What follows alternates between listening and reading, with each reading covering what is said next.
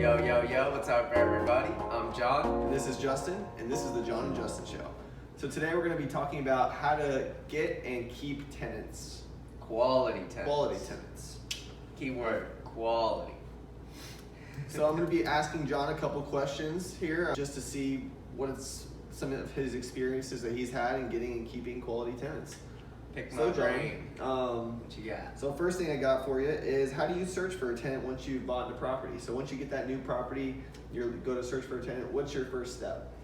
So when I'm looking for a tenant, what I'm gonna do is obviously just take pictures of the property, put it out on Realtor.com, Doorstep.com, and I use this service called Cozy.co, Cozy.co, and pretty much it will syndicate to those two websites, Realtor.com and Doorstep.com. So you really only have to post it on one site, and then you get exposure on the rest. Yeah, That's what you're saying. And also I'll put out like a for rent sign if I can, you know. That's also something I'm looking for when I'm looking to buy properties, is I want good road exposure. So when I put out the sign, you know, I know that there's like a significant amount of vehicles that are passing by where my property is going to be seen, like my for rent sign on the property itself. Okay. You know? And do you find that people are calling you and contacting you from the websites, or do you find that more people are contacting you from the road exposure signs, or? I'd say it's about 50-50, you know. Okay. But I mean, if you get a property that it's a little tougher road exposure, you know, that's not the end of the world. You know, you're gonna get enough exposure just from online, as long as, you know, you have a quality looking property on the inside and things like that. People are gonna call you, you know. Interesting. So, do you have any tips or tricks as far as getting a tenant in there as soon as possible? You just got a property, and you just want to fill up the spot as soon as possible. Yeah, so my big thing is service, right? So, you know, you call a lot of these for rents and they don't answer. They get back to you, you know, 2 days later, a day later, even getting back to me like 6 hours later. If I'm getting back to my people in the hour, you know, that they contact me, and everybody else is getting back to them the next day or in 6 hours, you know, I'm beating my competition right there. So just providing that service of getting back to people in a timely manner, you know, respecting their time, that they're trying to find a property as fast as they can, and you're trying to fill your property as fast as you can as well, you know. So if I answer to them faster than my competition, well, then I'm gonna get them before my competition does, right? Okay. And then another thing is I want to get them into the property as soon as possible. So, you know, you call a lot of these for rents, and the first thing they're asking you on the phone, you haven't even visited the property, nothing. First thing they're asking you is like, what do you do for work and stuff, and it's just very like unprofessional, you know. Like, why not just wait till after I visited the property, talk to me there, you know, find out what I do in the application and things like that. Like, why are you just asking me over the phone randomly? Yeah, so you want to meet them face to face and kind of go through all this information with them one-on-one, so that way everything's right there up front. You're not having to go back and forth with phone calls to answer their questions. Yeah, so and then another thing is I want to get them into my property as soon as possible. So as soon as I get that first contact from them, whether it's their email, whether it's a text message, whether it's a phone call, you know, the first thing I'm saying to this potential tenant is, when can you come look at the property? You know, come visit the property. You know, I'm not asking them about their credit score.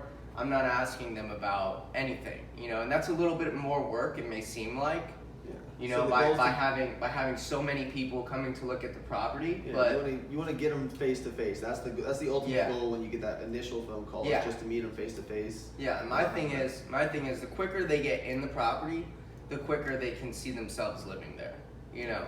So that's my big thing. Get them in the property, get them looking at it, and then focus on the application and things like that afterwards. Okay, all right. And so just, you know, I would say every landlord's different when it comes to this, but what are some of the main things that you look for in a tenant? You know, what are some of the expectations you have for the tenant to have? Yeah, so like I want a decent credit score, and then the main thing that I look at is their background and their income. income. So I want 2.5 times their income. You know, some people only want 2 times the rent, you know what I mean? Yeah. So, but I like 2.5. Also, the credit score is a big thing. But I mean, let's say someone doesn't have a good credit score.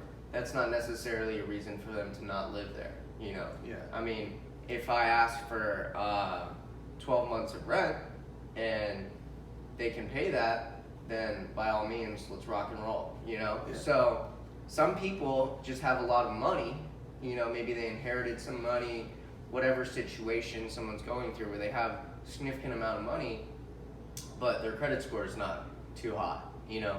Yeah. So they made mistakes in the past. yeah, so I mean, there's always a way to make it work, you know? Okay. So my big thing though is 2.5 times the rent as income, verified income. You know, I need to see like W-2s, things like that. And then also my next big thing is contacting their previous landlord. You know, I want to know where they live now. I want to know where they live before their current area that they live at. What are some things that you ask the previous landlord when you do contact them? Yeah, so I only have 3 questions for the previous landlord, and that is, did they take care of the property? Okay. Did they pay on time? And would you rent to them again? You know, and I don't necessarily need yes for each one of those, you know, but if I do get a no for one of those questions, I'm going to dig a little deeper, figure out what that situation is. Try to get the landlord to elaborate a little bit. Yeah. What happened. Yeah, I want to know exactly what happened, you know, because sometimes it's the landlord who's the issue. So I just want to figure out exactly what kind of relationship they had going on before. Okay. You know? Interesting. All right. So at this point, you know, you've posted up your property. You found a landlord. You find a tenant. You finally get them into the property. They've signed that everything was all good. You talked to their previous landlord, and now they're officially your tenant. So what are some things that you do to cultivate a good relationship with these tenants that you have? Just in general, what are some things you do? So my big thing is if my tenant feels comfortable with me and I'm comfortable with my tenant, then they're going to be very open about sharing any information about the property, because really they're the ones at the investment every day. They're the ones living in my investment every day, right? So if there's an issue going on, I want them to make me aware about it as soon as possible. And the way that I cultivate that relationship is I try to be as open and as accommodating as possible. You know, so I had one tenant who they wanted to put up like a flag or something, and you know, some landlords might be like, oh no, like where are you gonna put the flag? Like I don't want it like over here, da da da. Yeah, worried about drilling into the structure of the house or something. Yeah, whatever little issue. And my thing is, let them drill into, you know, the wall or whatever to make their flag. Like it's not the end of the world, you know. Yeah. At the end of the day, they can, you know, can come out of their security deposit when they do leave. But the thing is what costs more? Me saying, no, you can't do that, and then them not telling me about another issue that might happen along the way, or maybe at the end of their year when I'm asking, hey, do you want to renew the lease? You know, they're going to be more inclined to not renew the lease because of the current relationship and the agitation in the relationship. But if I'm very accommodating, if I'm very open, you know, then they're going to stay there longer, and then, you know, that little, you know, $100 issue of fixing the wall afterwards, you know, it's only a one-time little issue, but if that thing of me accommodating to them allows them to stay there for 3, 4, 5, 6 years, you know, then that's a great thing. You know, I don't have any vacancy for 5 years, you know, that's amazing. You know, so you got to think about the long term. You got to think bigger picture, you know. I mean, I had one situation where they told me that there were some branches that were like hitting onto the AC or whatever, you know, like the fan of the AC. Yeah. And they said that they just cut it and everything, you know. And, you know, if I had an agitated relationship with them, then, you know, they might have looked at that branch hitting onto the AC and been like, oh, you know, whatever, who cares, you know, landlord would deal with it if it breaks it, you know. Yeah, eventually. But they took the initiative, they took the initiative to look out for me, you know, because they knew that it was in their best interest as well, you know, and that's only because of the positive energy, the positive relationship that I've cultivated with my tenants, you know. Okay, so Do you find that it's necessary to be proactive with contacting your tenant if there are no issues? If you haven't heard from them in 2-3 months, they're paying or even 6 months, and they're paying their rent on time. For all you know, everything's going great. Yeah. Do you ever find yourself wanting to give them a call to make sure everything's going great, to ask them if they do have any problems, or is that more of a? Yeah. So my thing is the air filters for the AC. Okay. So every 3 months you want to be changing out the air filters, right? Exactly, So yeah. I use that as an opportunity to speak with the tenant. You know, whether it's me going there personally or me just giving them a text, you know, giving them a phone call saying, hey, I'm going to send out some air filters. What's the size of the air filter, blah, blah, blah. Yeah. And then taking that time as well to ask, you know, how's everything going? Everything good? Okay. Yeah. You know, Okay. so the air filters is my way of contacting them every once in a while without it seeming like, I don't know, like me intruding. Yeah. Because at the same time, you know, they're just living. You know, they're just living in Yeah. their property. You know, I mean, They don't want to be bothered. Yeah, You know, that's, yeah. that's I pretty don't obvious. look at it as my property. I look at it more as it's their property. You know, Yeah. they're living there. I don't live Yeah, there. you I just separate live. yourself. Yeah, exactly. Yeah, I don't live there, right? So I just take care of the property. On the exterior, they take care of things on the interior for the most part. You know, Yeah. if there's an issue, they call me. They So, let me so know do you right find away. yourself wanting to drive to the property? I know you said something about going to the property. Ever find yourself wanting to drive to the property just to see it from the outside, make sure everything's looking good? I mean, yes and no. You know, yes, because like you could say that, you know, it's important to stay updated, stay on top of what's going on with your properties, but no, because I don't want that to be a reason for one person to not expand into an infinite amount of properties. You know what I mean? Yeah. So yeah. like there's so, no So once you get 10, 15 Yeah. properties, you don't expect. Yeah, you're not like gonna what are you make gonna do? yourself You're gonna to drive every by one. every property, like you Yeah, know, that makes it's a lot not of sense. realistic. So, Yeah. but if you get stuck in that mindset of I need to drive by the property, blah blah blah, well then you're gonna get stuck at 4, 5, 6 properties. Yeah, so because the relationship should be good enough to where with the tenant to where you shouldn't have to do that. You should trust that they're taking care of everything of yours. Yeah, there's no reason for me to worry about having to drive by the properties. You know what I Okay. mean? So I know that I have quality tenants. I know that they're gonna let me know if there's issues, you know, things like that. Yeah. So All right. Interesting. You know, that pretty much wraps up everything as far as finding a tenant and the relationships with the tenants. So how long do you see your tenants staying in these properties when they do finally make the move to rent out your property? Are they staying there for 1 year and then moving somewhere else? Are they there for 2, 3 years, or what's your experience with this? Well, with the single family homes, they're gonna tend to stay longer. With condos, they're more likely to leave after 2, 3 years, whatever it may be.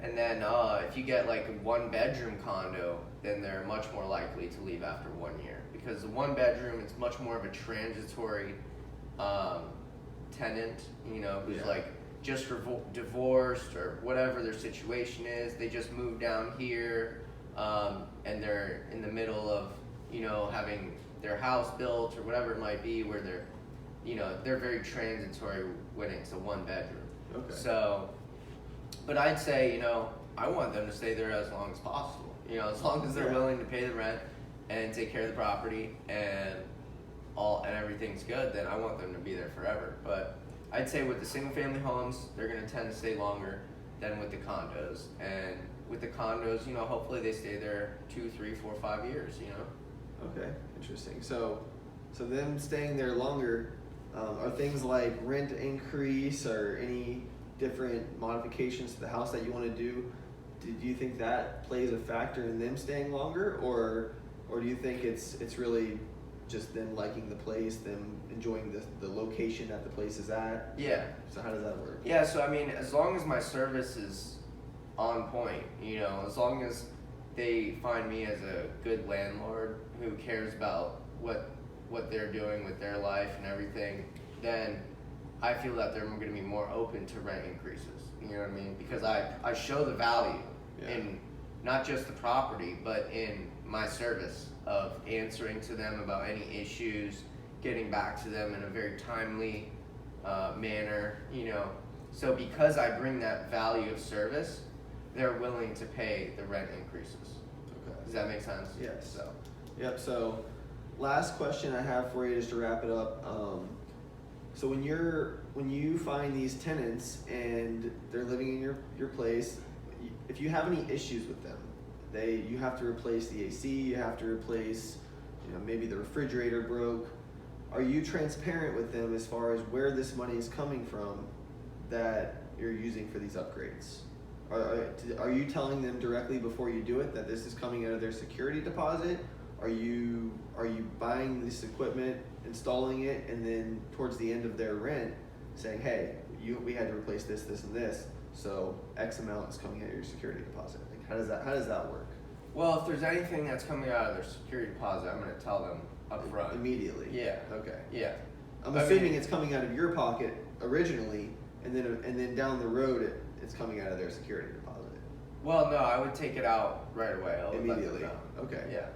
I would let them know right away for whatever issues that I need to take care of. That was because of them. Yeah. I'm going to take care of it right away.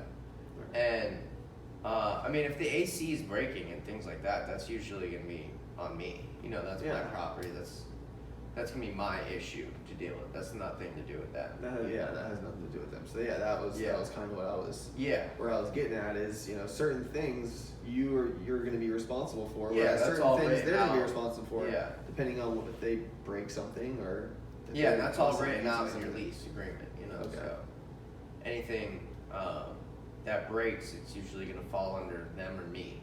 Yeah. Depending on what the damage is, who caused the damage, things like that. So. Right. So lastly, do you have any just additional advice or tips for new tenants or new landlords that are just starting to rent out their properties? Do you have any good piece of gold information you can give them?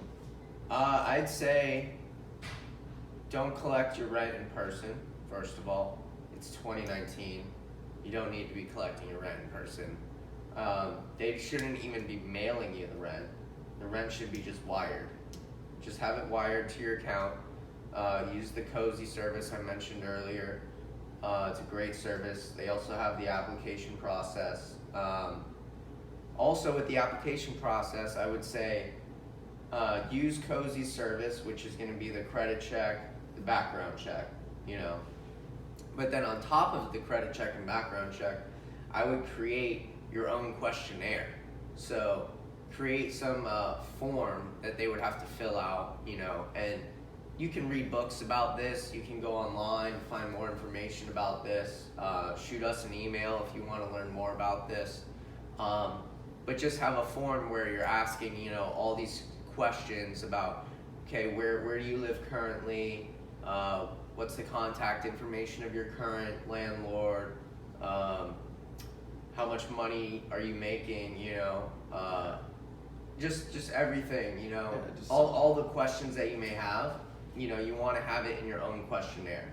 And what that's going to do is it's going to be a great filter for all these potential tenants, right? So the first filter is, do they come look at the property with you?